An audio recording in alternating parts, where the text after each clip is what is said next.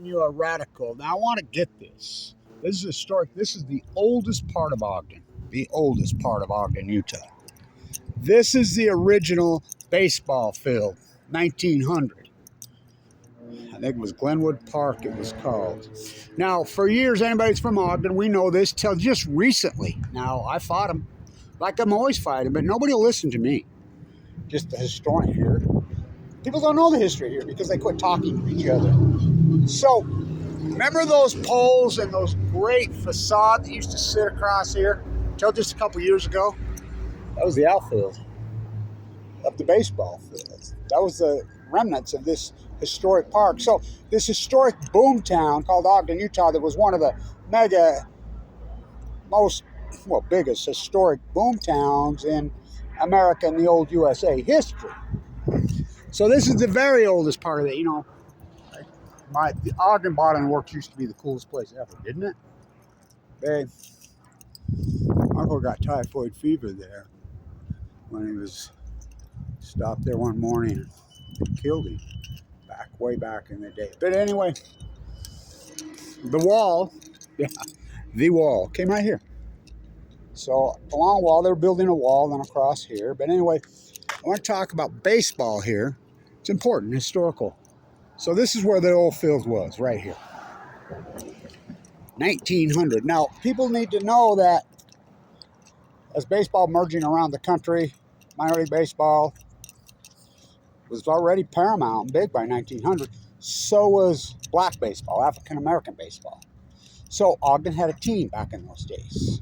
Ogden had African American baseball all the way clear up. And the original black baseball team in Ogden was called the Chocolates, the Ogden Chocolates. Now, from what I understand, these people telling me along the years that these names changed over the years, and in the 20s and the 30s, they had incredible baseball teams in Ogden in the black leagues here, Utah to Black League. And so that's the Paramount Picture logo, by the way. That's it. You drew it on a napkin in front of the Ben alone. So I want to get this because, so the original team was called the Lobsters. And they were called the Lobsters when they got here because it's so hot here and it's intense. And this is, the timing, because Jimmy Buffett has just died. He got skin cancer. You don't have to metastasize into his lymph nodes. And he died of lymphoma, sadly. We don't nibble on sponge cake, but we sure watch the sun bake. And the sun is intense here. That peak's 10,000 feet. That's basin. That's the downhill. So this facade was so cool. I'm like, you got to save it. By the way, Kiesel Avenue. Don't you love how he named it? These streets used to be named after Mormon prophets early, but not very, very long. Mayor Kiesel threw them off. Grant used to be called Brigham Young Street. Of course, Jefferson used to be called Joseph Smith Street. And changing to presidents, of course, he named one after himself, didn't he? It's about par, right? These houses right down over here, they're still there. The oldest remaining homes in Ogden. They're grand. So, I want to show you something while I'm here. And so, baseball, so they were the Ogden Lobsters. They were named the Lobsters because everybody got here. They're like, holy shit. All the players, everybody that arrives here in Ogden on via the train, they're like, you're going to roast your brains out and you turn red. You look like a lobster. Then that's what happens here. If you don't know that, it's 4,400 feet right here where we're standing, and we get 300 sunlights a day. This sunlight, why do you think we're the skin cancer capital, of the world here on the mighty Wasatch? Oh, it gets hot, baby. Hot. This is the oldest part of Ogden. So they were the Ogden Lobsters. And I want to finish this and get this right. Then they were the Canners, of course. American can. Now, why can? Come on. This is all produce farms. I grew up picking. I grew up on tomatoes and hoeing. It was tomatoes and potatoes. They were row croppers. They were canners. Canneries everywhere here. Really, it was famous for our agriculture. You ever eaten sun-ripened Utah tomatoes. Ooh, ooh, ooh. Of course, our corn too, everything. So, I want to show you this while I can get across here.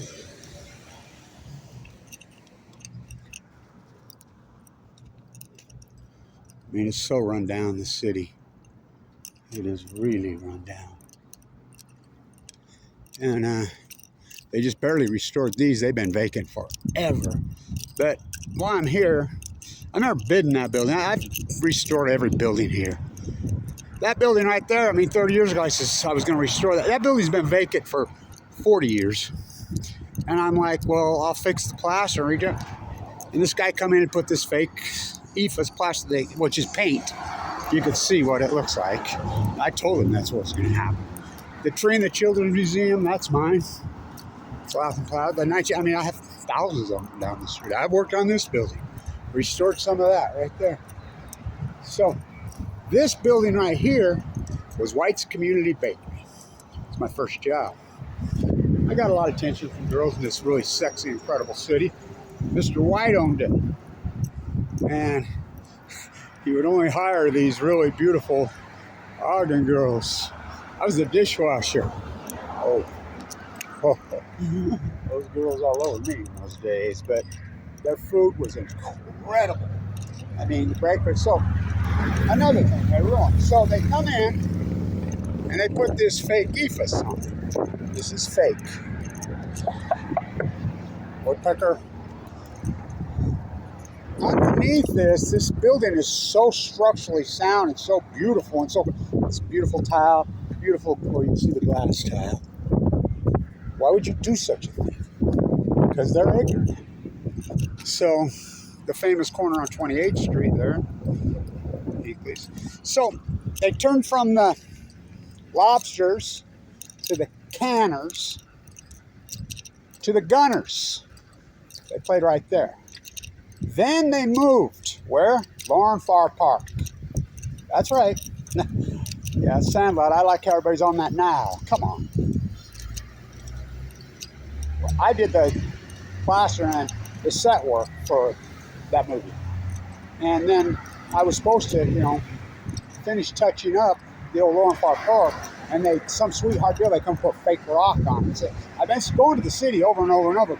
Let me fix it. Tear that shit off. They put that on right after the movie was finished. Thank God they got the movie when it was so pristine and beautiful, and I did the touch-up for the movie. So,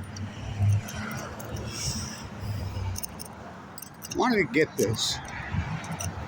So, the park was at Lorin Farr Park. Now, not the Ogden Stadium. The Ogden Stadium was built in 1929 in the heart of the Depression, and a crash, State money, Fed money, finished it up. So they moved to Lorin Farr Park. So they went from the Lobsters, and these are the white leagues, all white leagues, which most sports in this country was. Well, all sports, what are you talking about? To the old First Security Bank. How hideous is that sign up there? Oh my God, how did they get away with it? Gutted. It's on the National Historic list. I took my first contractor's license test right in there, in that building right there. And that's back when 3 guys from the industry had to sponsor you, and they came and watched you out back, and there was a skill test. And so I was the youngest licensed plasterer in the state. So, I started at a young age as an artisan. And which this town was the artisan city. Hanson Lyman Lumber right around the corner. Those old guys talked me into it. They're like, come here, Morris. Hanson, they were the best, man. I love Morris Hanson. Now it's Capital. It's just ruined.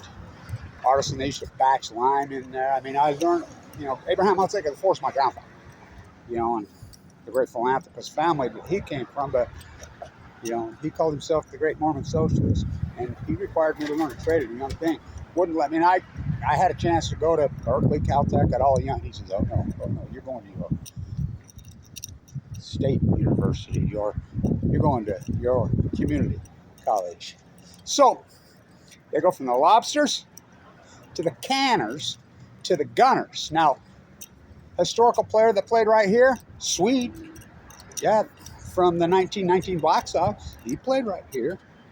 Now, Ernie Lombardi played, but he played over at Lorin Farr. And just to name a few. So, the Gunners for a long time, then they switched to the Ogden Reds. So our father's generation were hardcore Reds fans. Oh my God, they were hardcore. There was a bunch of professional baseball players that lived in this Weber County community. My neighbor that I grew up out west with, Bert Cook, Mr. Singleton, Blair, Simpson. These were professional baseball players, and almost all of them played for the Reds. But, of course, Frank Robinson played here. This is a great story. I got to tell this. So Frank Robinson, he's never returned to Ogden, and everybody's tried to get him to come back. But he played here. Now, he hit 17 home runs in Ogden. Got called up the next year and broke the all-time record for a rookie in home runs in one season. But the Reds, he was there traded to the Orioles. He hit 38. He had 17, but he played at John Affleck. John Affleck was a gem. Oh my God, that park was beautiful. Built post-war, old growth forest. The only baseball park really in the country per se that faced the west. Long, giant dimensions. This field didn't have giant dimensions down the right field and center field line. Neither did the field at Lorin Farr Park. They're pretty short porches. Now, all the work I've done historically, to hit a home run at John Affleck was a big deal. Steve Garvey hit 21. I remember the longest home run I ever saw hit there was Bobby Valentine hit one day. I'm like, holy shit, you know. And you looked out over the rail yard, and I grew up there. We as Ogden, we grew up in that part. We loved it. We loved Lasorda. You think I say fuck a lot. Oh, should have heard him, but people just across the street where Moore's is was called It's a Hit.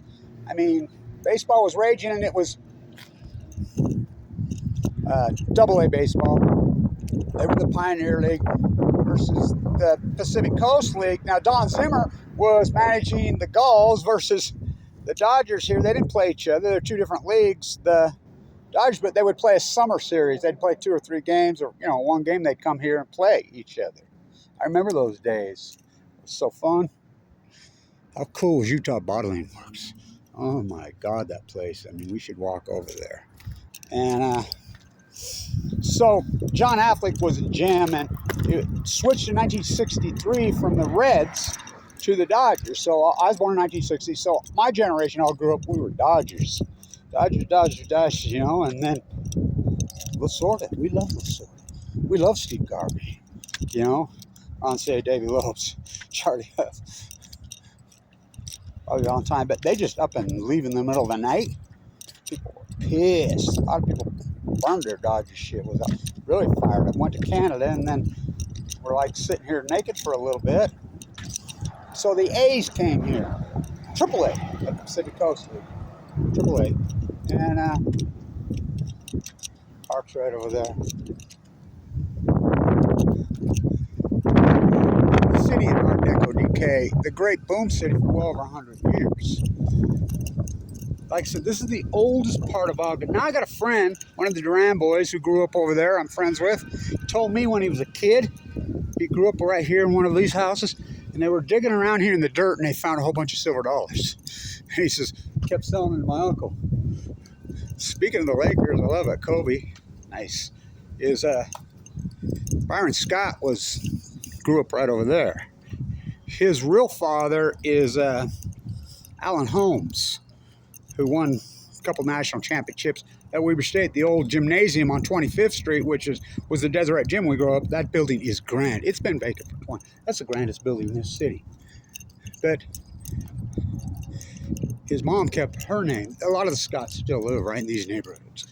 So these houses right here and the incredible stonework that's around them, those are probably the oldest houses in Ogden still intact. This is the oldest community. The wall used to come right here. So Utah Bottling Works was the coolest place ever. Now remember that bar? Wasn't that called the Well? We had the Well and the Den. Oh, You want to talk hardcore? This place was nothing but bars and clubs. It was run by prostitution for ever. So Grant, that the Raptors Park's on now, used to be called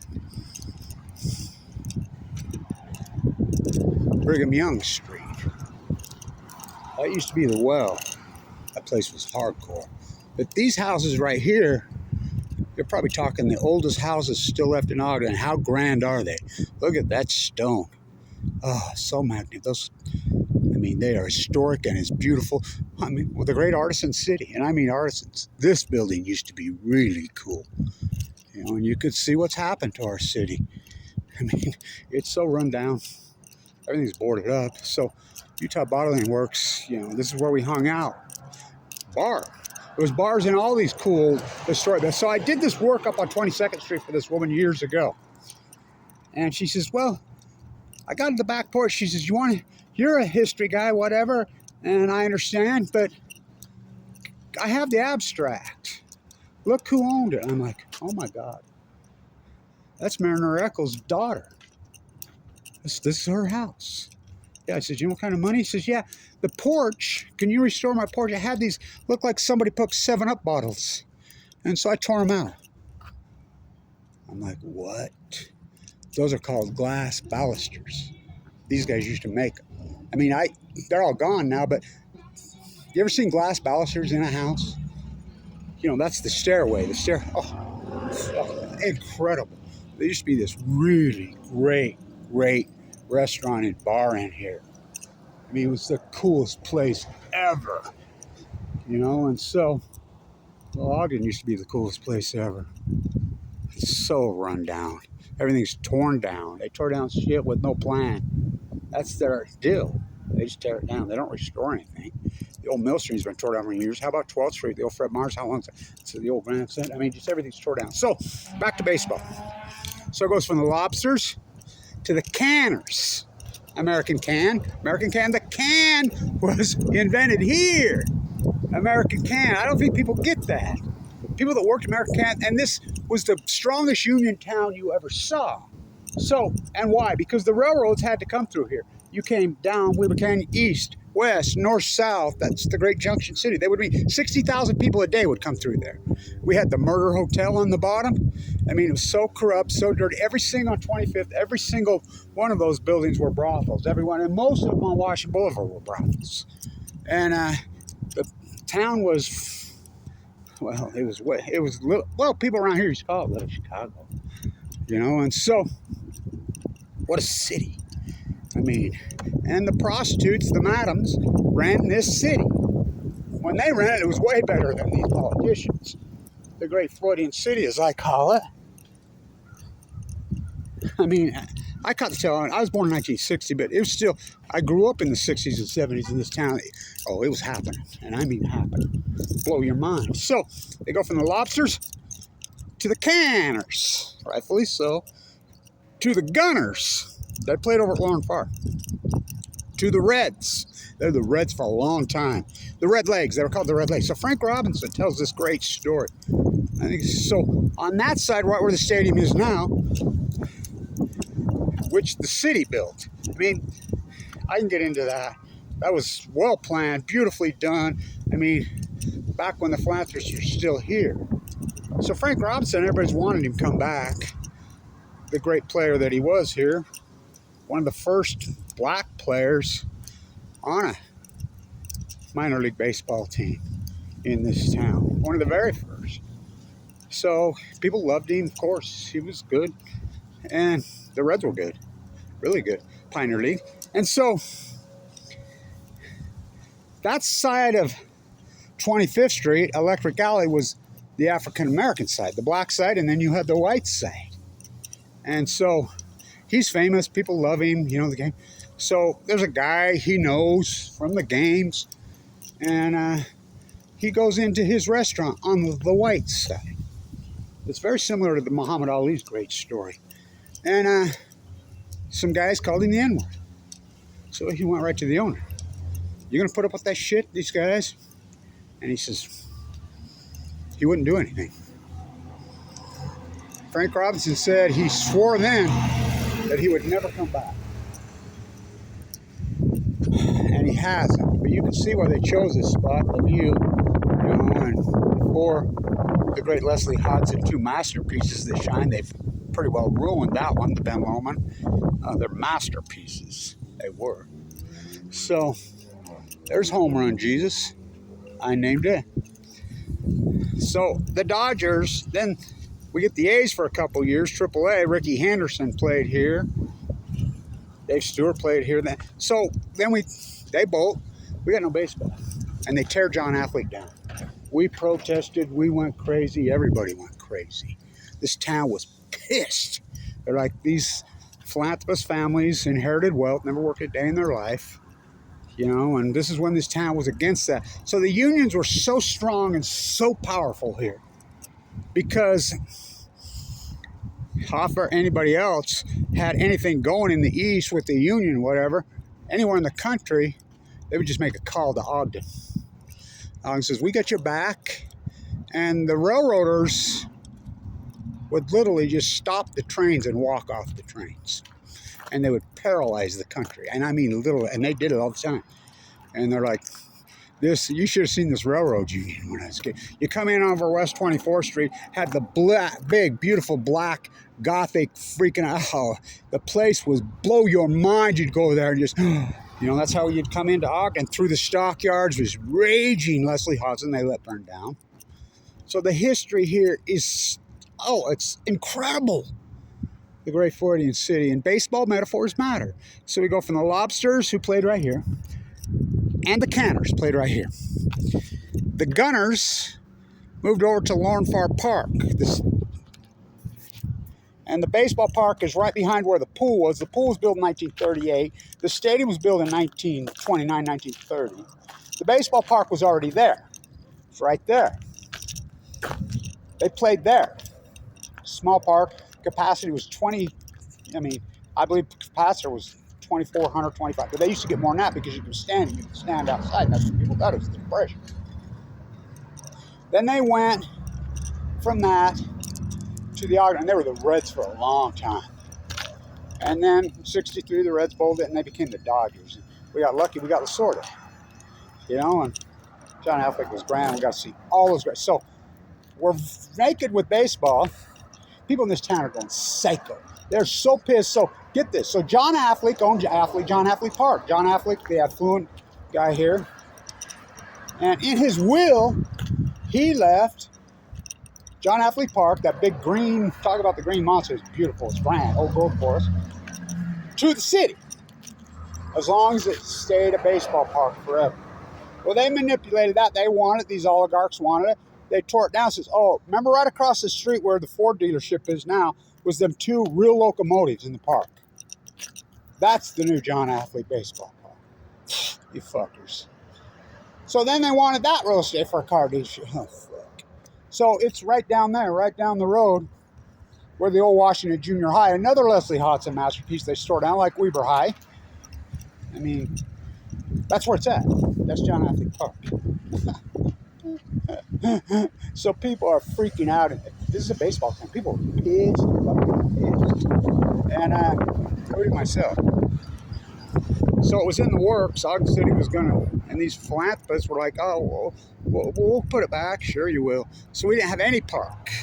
So the Trappers are playing in Salt Lake, and they're a flop. Really a flop. They came from Vegas.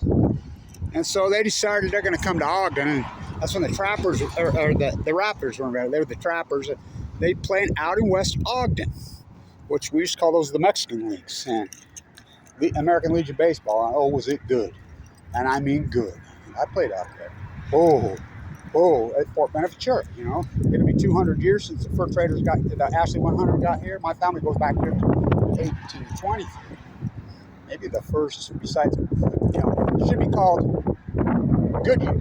Miles Goodyear was the first fur trader, or Ike Potter was the first whitey here. My buddy, Blanches. It was called, Peter Skeen Ogden never set a book. It was originally called Brownsville. And he ended up being a crook, a Mormon Italian guy selling deeds after he full well knew that they changed around. When the Mormons first got here, this was Mexico. Before that, it was New Spain. from 1828 to 1847, this was Mexico claimed. Before that, it was claimed by Spain. A long time. Father Escalante on Balcon on chemo. So, that was 1776, I believe, he came around the Great Salt Lake in that time frame. So, they start saying, we got to have a stadium, we got to have a stadium. This is back when we still had beautiful people, smart people, dynamic, incredible people in this town. This was the most beautiful, sexy city in the world.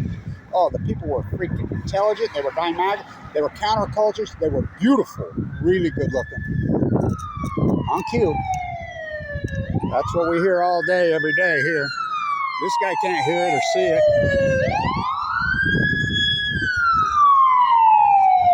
They go on, Ogden City Fire Department goes on paramedic calls. So anyway, we're going to replace those very well planned, put together, that incredible park the city owns.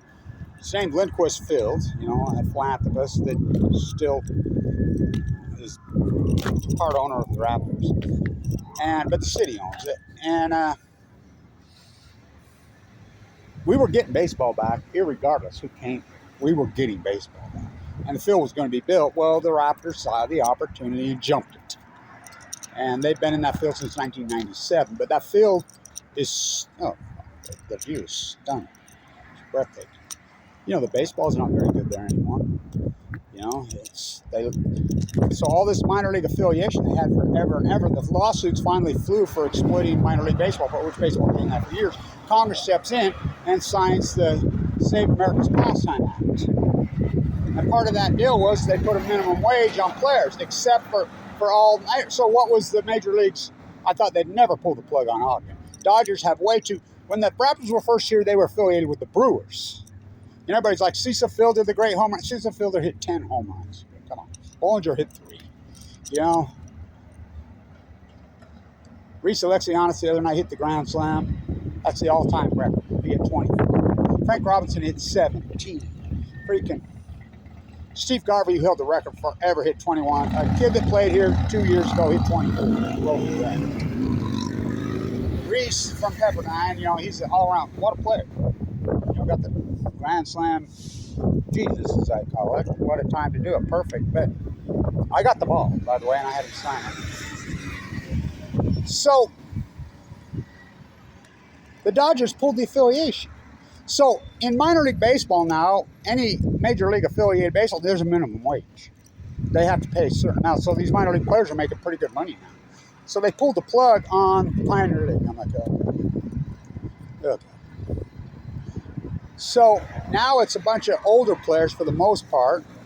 You know, they played college baseball. And, you know, there's some scouts. The manager's a scout, you know, and they try, but it's a whole different thing now. You know, of course, the Dodgers would make the personnel choices coming in and out. The days are over. So how does it survive? I don't know. And we'll see. But it's a whole different thing now. You know, but as Americana goes, the old USA baseball, Ken Burns proved that. If you've never seen the all 9 innings, my favorite part is Tim Raines when he said he's doing the head first slide. He says, well, I had vials of cocaine in my back pocket. I didn't want to break them. It's a masterpiece, you know. I call this the bottom of the 13th. You know, it's oligarchy, you know, get your slave-made gear, sports merchandising, exploitation. So, what are you going to flip your soup can? But, for years, when I was a little kid, I'm like, what are these? I remember, and nobody would know. And finally, I was doing some research in the research library at Weber State, you know, many, many years ago, and I found something that was here. So I come and I checked it out, and one of the old-timers that I know that used to hang around with Lanzarote, I was really close friends with Lee for all those years. One of the old boys when I was young, he's like, no, those are the billboards from the old stadium. That's the stadium. I says, I fucking knew it. They just recently formed out. Of course, I said, you can't tear them down. Well, that's what they do. So, that was Checkerado, right? Right there. I mean, that's the old Grand Central right there. So,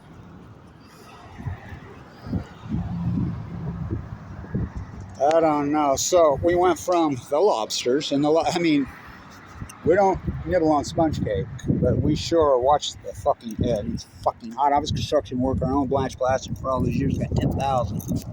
Trust me, I know. Son of a bitch, fucking brains out of your head. You come here, my guys just come here and they're drinkers and I said, you better be careful, dude. It's high altitude, hot sun. It'll fuck you up. I mean, that's why they were called the Lobsters. Then the canners. Rightfully so, right? American can. 2. The Gunners. Ernie Lombardi, you know, which has a very similar story to Bill Buckner because Buckner's through the legs. I met Buckner. I ran into Buckner up in Idaho. I was working in Emmett, Idaho, and I said, God, that dude looks just like Emmett, Idaho. That old, cool place, bowling alley where people used to eat breakfast in it, like the old Hilltop. Oh, God, they tore down the Hilltop. Don't even get me going. Fuck, that place is the best food ever. That looks like it is Bill Buckner's show. But Ernie Lombardi, slowest man in baseball, had that ball that hit him in the, talk about the Freudian City, and that was in the World Series, right? He's in the Hall of Fame. Buckner should be. So should Kenny Lofton. So should a lot of guys. Sweet, he played on that field. 1919 Black Sox, he played right there.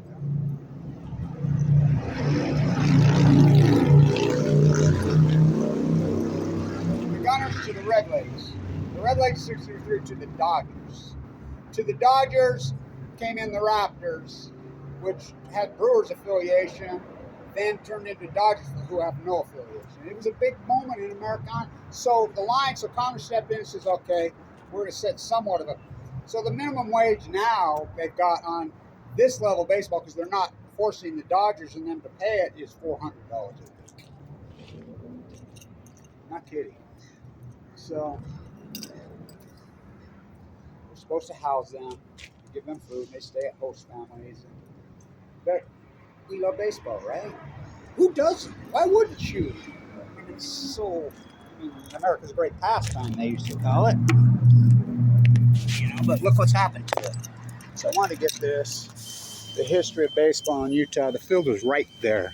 And those, remember they had the cool old poles they were on, like metal poles, and they were old advertising. The old advertising was still on it, layered and layered and layered.